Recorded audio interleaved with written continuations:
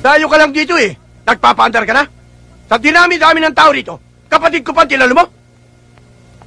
Tinanong mo ba sa kapatid mo kung anong pinagmulan? Hindi na importante yun. Nagkamali ka na sinagasaan. Sarge, pakiusap lang. Baka pwede nating pag-usapan to na maayos sa loob. Huwag kang makialam dito, Connie, ha? Alam ko ang ginagawa ko. Dapat lang na panagutin ko ang taong ito. Wala akong dapat panagutan. Umawat lang ako eh. Awat ba yun nakit ka? Ako ang pulis, hindi ko ginagawa yun eh. Pulis nga! Kaya gampanan mo pagka-pulis mo! Itong kapatid mo, bantayan mo sa ginagawa niya pananakot, pangungotok at pangugulpit sa mga tao dito. At sinasangkalan yung pagka-pulis mo! Ang ibig mo sabihin kung sinsidor ako? Hindi ba? Puta. Gusto mo itumbak kita rito? Madaling sabihin yan eh.